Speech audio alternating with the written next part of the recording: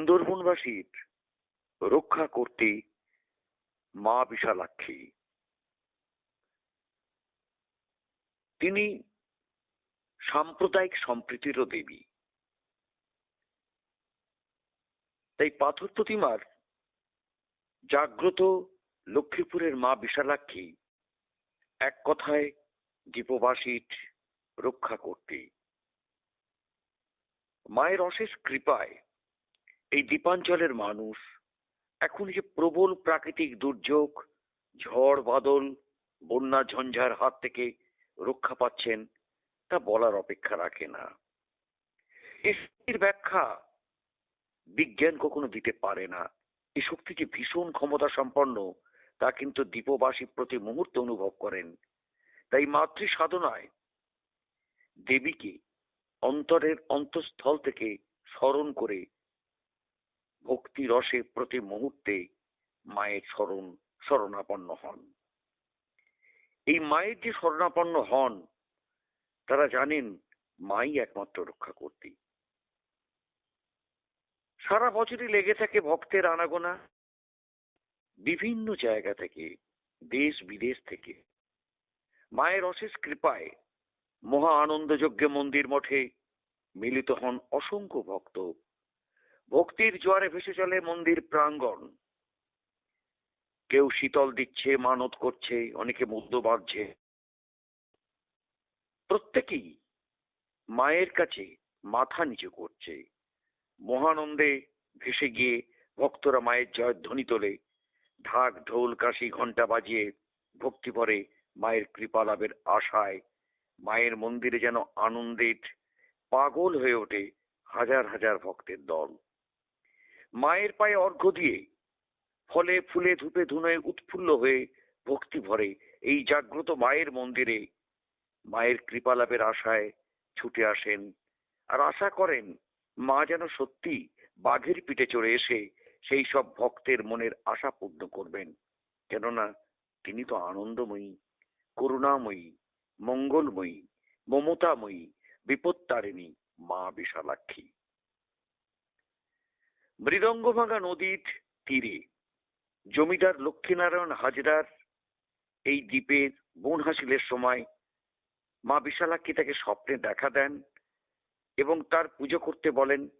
এমনকি মায়ের উপস্থিতির চিহ্ন স্বরূপ বনের ভিতর মাটির নিচে তিনি অবস্থান করছে বলেন আশাবাড়ির কথাও বলেন এবং মাটি খুঁড়ে জমিদার সযত্নে সেই আশাবাড়ির দেখা পেলেই আনন্দে চিৎকার হয়ে কেঁদে ওঠেন লক্ষ্মীনারায়ণ বাবু। খোল করতাল ঘণ্টা কাঁসর ধূপ ধুনোর মুখরিত হয়ে ওঠে এবং সপরিবারে মেদিনীপুর থেকে এসে মহা ধুমধাম করে পুজো আরম্ভ করেন। হরিনামে ভেসে যায় আকাশ বাতাস। ভক্তরা কুইন্টাল কুইন্টাল বাতাসার লুট দেয়। মা যেন মহা জাগ্রতা দেবী। মন্দির চত্বর বাঘের পিঠে ঘুরে ঘুরে তারা দিন যেন পাহাড় দেয় ভক্তদের। তাদের ভালোমন্দ সব কিছু যেন মায়েরা কাছে আসে আর ওই মা মানুষের সবাইকে হাসি যাদের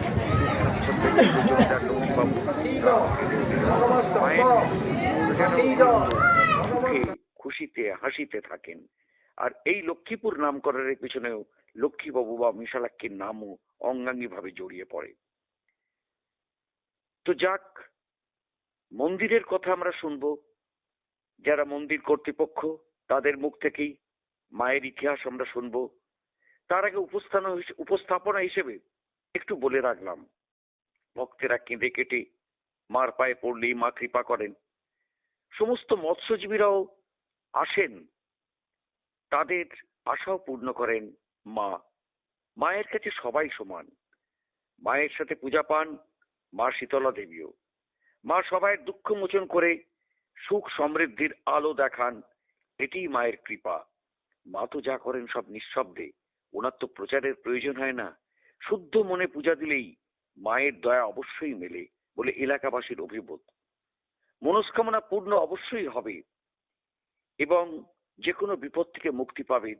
তাই দূর দূরান্ত থেকে অগণিত ভক্ত সব সময় আসছেন জাগ্রত মন্দিরে। যে দৃশ্য না দেখলে বিশ্বাস করা যায় না। আসুন মায়ের চরণে পুজো নিবেদন করে মায়ের করুণায় ধন্য হয়ে আপনাদের দেখাবার বা শোনাবার চেষ্টা করি এই লক্ষ্মীপুর অর্থাৎ এই আই প্লটের একেবারে মৃদঙ্গ ভাঙা নদীর তীরে মায়ের মন্দিরে। হ্যাঁ, মৃদঙ্গ ভাঙা, কি সুন্দর নাম বলুন তো। সুন্দরবনের একটা অসাধারণ নদীর নাম, যেমন পাথর প্রতিমা, সেই পাথর প্রতিমার বুকের ওপরই মৃদঙ্গ ভাঙা। এই ভাঙা এর সঙ্গে জড়িয়ে আছে কিন্তু চৈতন্যদেবের নাম। কেননা যখন চৈতন্যদেব আদি গঙ্গার পথ ধরে, যে আদি গঙ্গা আপনারা জানেন কালীঘাটের যে টালিন নালা যেটা এখন হয়ে গেছে, ওই আদি গঙ্গা দেখা যাচ্ছে এই দক্ষিণ 24 পরগনার যে অঞ্চল দিয়ে এসেছিল, অর্থাৎ কিনা কীর্তনখোলা মহাশ্মশান বারিপুরের পরেই সেখানেতে কিন্তু উনি থেকে সেখানে কীর্তন গিয়েছিলেন, তাই ওর নাম হয়েছিল কীর্তনখোলা। ওই কীর্তনখোলা শ্মশানের পাশ দিয়ে নাচনগাছা অর্থাৎ আজকের যে সূর্যপুর, তারপর সেটা দেখা যাচ্ছে বহরু অর্থাৎ ময়দা, সেখানে ছিল বন্দর। তারপর চলে যাচ্ছে কোথায় না জয়নগর থেকে টানা একদম আটিসারা ছত্রভোগ হয়ে এই মৃদঙ্গ ভাঙা নদী দিয়ে তিনি সাগর সঙ্গমে যাচ্ছিলেন। আর এই মৃদঙ্গ ভাঙা নদীর তখন প্রবল ঢেউ, সে ঢেউতে তার সবচেয়ে প্রিয় মৃদঙ্গটা সম্পূর্ণ ভেসে যায় চলে ভাঙা।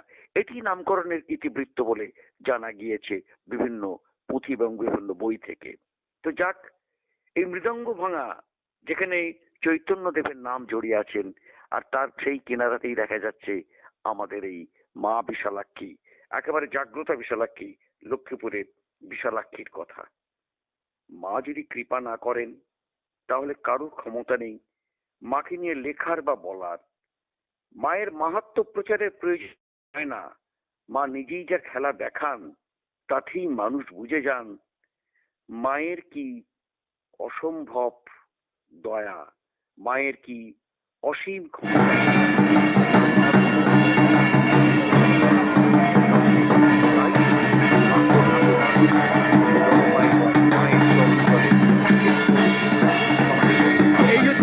তাই লাখো লাখো মানুষ ছুটে আসেন মায়ের চরণ তলে।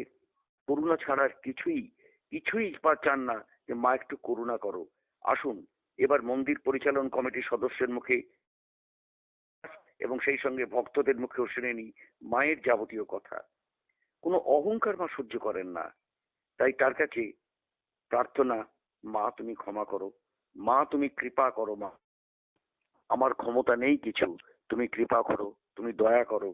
মায়ের এই কৃপা যদি না থাকে তাহলে আমাদের কারোর কিছু ক্ষমতা থাকবে না। এটা বিজ্ঞান নয়, এটা বিজ্ঞানের উপরে, বিজ্ঞানের ব্যাখ্যা এতে মেলে না। তাই আসুন আমরা মাকে দেখি সবাই মিলে, মায়ের কথা শুনি। এই যে মন্দিরের যারা কর্মকর্তা যারা আছে, পরিচালন কমিটির সদস্যরা যারা আছে, তাদের কাছে শুনি মায়ের ইতিহাস, এবং সেই সঙ্গে আমরা আরো শুনে নেব আশেপাশের পরিবেশে যারা আছেন তাদের কাছে মায়ের কথা। আসুন আমরা মায়ের চরণে সবাই মাথা রেখে প্রণাম করি। মা তুমি শক্তি দাও, জ্ঞান দাও, ভক্তি দাও, বিদ্যে দাও, বুদ্ধি দাও মা, অহংকার দিও না মা, মা তুমি ক্ষমা করো মা। মন্দিরে আসতে গেলে ভক্তদের প্রথমেই দরকার হয় কি প্রয়োজন, যে ভক্তরা জানতে চান কিভাবে ভোগ দেব, কি ভোগ দেব, কবে কবে পুজো হয় ইত্যাদি, সেগুলো জানার জন্যেই আমরা হাজির হয়েছি। যারাই দায়িত্বে আছেন, যে একজন মন্টু ভূঁইয়া এবং পবন বাউরিয়া, আমরা পবন ঢাউরিয়া এবং মন্টু ভূঁইয়া, আমরা দুজনের সামনাসামনি এসেছি। আপনি কি আছেন এই মন্দিরের? কিছু না, আমার গ্রামের গ্রামবাসীও তিনিও আছেন। তো আমি মন্টুবাবুকে একটু প্রশ্ন করি যে এই ভোগ যখন ভক্তরা দিতে আসে, সে মাছের ভোগ হোক কি অন্য কিছু ভোগ হোক, কীভাবে দেবে এবং এখানকার কিভাবে ভোগ পাবে, ভোগ সংক্রান্ত ব্যাপারটা আপনি পাবে বলতে এখানে কোনো বিতরণ করা হয় না। আচ্ছা, এবারে কিভাবে দেবে, যদি মাছের ভোগ দেয় তাহলে আপাতত 1 মাস আগে থেকে কন্ট্যাক্ট করতে হবে। চিন্তা করুন, 1 মাস আগে বুক করলে তবে পাবে, মাছের ভোগ দিতে পারবে মায়ের কাছে। তাহলে মায়ের টিআরপিটা কোথায় বুঝতে পারছেন, কি ডিমান্ড? এবারে চালের ভোগগুলো যেগুলো হবে সেগুলো প্রতিদিন এসে দেবে। আচ্ছা, ফলের ডালা, মিষ্টির ডালা, এগুলো প্রতিদিন এলে প্রতিদিনই পাওয়া যায়। আচ্ছা, আর আর পাওয়ার ক্ষেত্রে হ্যাঁ যে কেউ এখানে যে ভোগ বিতরণ করা হয় সেরকম না। আচ্ছা যে যার রান্না করে ঠাকুরমশাইরা রান্না করে দেয় আর যে যার ভোগ নিয়ে চলে যায় করে ওরা পুজো করে পরিবেশন করে। আচ্ছা রান্নাও করে আর পুজো করে সব কিছু করে। এখানেতে আপনারা যে এই যে কুপনগুলো কাটছেন এগুলো কি জন্য কি পারপাসে? ওই যে মিষ্টির ডালাগুলোর জন্য কুপন কাটা হচ্ছে। আচ্ছা এই টিকিটটা ওই মাছের ডালার জন্য, আচ্ছা মাছের ভোগের জন্য, ক্ষীর ভোগের জন্য আচ্ছা আর ফলের ডালার জন্য ওই টিকিট। আচ্ছা মানে এই টিকিটটা আপনাকে যেটা যেটা যে আচ্ছা হ্যাঁ এই টিকিটটা হচ্ছে দেখা যাচ্ছে আমরা দেখিয়ে দিচ্ছি এই টিকিটটা যে মা বিশালাক্ষী মন্দিরের মায়ের যে পুজো আপনারা এইখানে লেখা হ্যাঁ এই টিকিটটা এটা আমিও একটা টিকিট পেয়েছি মায়ের দয়াতে সেটাও দেখিয়ে দিই আপনাদের। আমাকে একটা টিকিট একটা দেওয়া হয়েছে তো সেই টিকিটটা আমি মায়ের দয়াতেই পেলাম। তো আমরা এসেছি একটু আর অন্যান্য ভোগ সংক্রান্ত কোনো ইনফরমেশন একটা চিন্তা করুন যে এনাকে মানত করলে সে মানত ফলবেই, অবশ্যই ফলবে। তাহলে এইটা আমরা কত কাছের গোড়ায় আছি। আসুন না আপনারা সবাই এসে মায়ের কাছে এসে অন্তত মায়ের পায়েতে পড়ে দেখি, মা কৃপা করলে তো আমাদের ভক্ত সমাগম চিন্তা করা যায় না। শনি মঙ্গলবার তো প্রচুর ভিড় থাকেই। হ্যাঁ এমনিতে প্রতিদিনই ব্যস্ততা মায়ের মন্দিরে। নিষ্ঠার সঙ্গে তারা ঠাকুর করে। আচ্ছা আচ্ছা আচ্ছা আচ্ছা আচ্ছা গ্রামবাসীদের তো ঐকান্তিক চেষ্টা সেটি হ্যাঁ। আর এই গ্রামটাকে রক্ষা করে রেখেছেন এবং রক্ষা করতে হিসেবে মা বিরাজ করতে। 5,000 লোক হয়েছিল, শুনুন 5,000 লোক হয়েছিল। দ্বাদশীর দিন খাওয়াটা হয়, ত্রয়োদশী থেকে একদম পুরো একাদশীতে ভৈনী একাদশী গৌরাঙ্গজির মহোৎসব। আচ্ছা আচ্ছা আচ্ছা আচ্ছা। আর এছাড়া আপনাদের এখানে তো রাত দিন অনুষ্ঠান লেগেই আছে নাকি? যাত্রা কলকাতার যত সব যাত্রা সব ফ্রি ছিল, আমাদের পয়সার কোনো বেলায় নেই। চিন্তা করুন মায়ের কি মহিমা দেখুন। কলকাতার বড় বড় দল তারা এসে এমনিতে এখানে যাত্রাপালা করে চলে যায় মায়ের টানে। হরিনাম সংকীর্তনের দলও তারা চলে আসে, গায়করা আসেন, বড় বড় গায়করাও তারা আসে। ওই দিন রাত্রে খুব কম করে হলেও 35 থেকে 40 কুইন্টাল বাতাসা পুরো মাঠটাতে। চিন্তা করুন 40 থেকে 35 কুইন্টাল বাতাসা লুট হয় প্রতি বছরেই। তারপর তো দৈনন্দিন আছে, প্রতিদিনই আছে। আচ্ছা ভোগ যারা দেন তারা কিভাবে ভোগটা দিচ্ছেন? ভোগটা দিলে এখানে আগে খাওয়া হতো, এখন আর খাবার ব্যবস্থাটা করা হয় না। আচ্ছা ভোগ দাখিল করে নিয়ে চলে যায়। আচ্ছা আচ্ছা আচ্ছা যে যার ভোগ যে যার নিয়ে চলে যাবে, ভোগ দেবেও তারা নিয়ে চলে যাবে। রান্না দেবে, রান্না করবে আমাদের পুরোহিত, ব্রাহ্মণরা নিবেদন করবেন, তারা পুজো পার্বণ করে দেবেন, দিলেন নিয়ে চলে যাবে। আচ্ছা আচ্ছা। তা এইভাবেই চলে আসছে যুগ যুগ ধরে, এত সুন্দর ধরে চলে আসছে মায়ের যে পুজো খাওয়াটা হয় আমাদের, ওই যে পুজো হয়। হ্যাঁ জাগ্রত মায়ের কাছে যে দেখালাম এতক্ষণ ধরে, তার যে কর্ণধার অর্থাৎ তার যে সম্পাদক, তিনি পেশায় শিক্ষক ছিলেন। 20 বছর আগে উনি রিটায়ার করেছেন। এখন তার 80 বছর বয়স হলেও মনে হবে যেন এখনও তরুণ, এবং রীতিমতো পরিশ্রম করেন, রীতিমতো হেঁটে চলে বেড়ান। শুধু তাই নয়, চশমা না পরেই উনি পড়তে পারেন। চশমাটা আমি জোর করেই পরালাম যে আপনি চশমাটা পরুন। তো ওনার খাবার সময় এসেছি ওনার বাড়ি, উনি এখানকার ভূমিপুত্র সুধীরচন্দ্র মণ্ডল। সুধীরবাবুকে যে জিজ্ঞেস করব যে এই মায়ের যে এত বিশাল ব্যাপার, এর পরিচালনা করতে গিয়ে তো হিমশিম খাওয়ার ব্যাপার হয়ে যায়। হ্যাঁ তা হয়, কিন্তু কিভাবে সেগুলো আপনারা মায়ের কৃপা ছাড়াই ম্যানেজ করা যায় না। ঠিক। হ্যাঁ বিশেষ করে আমরা তো মেদিনীপুরের মানুষ, আমরা একটু বিশ্বাসী ধর্মে আমরা চিরকাল।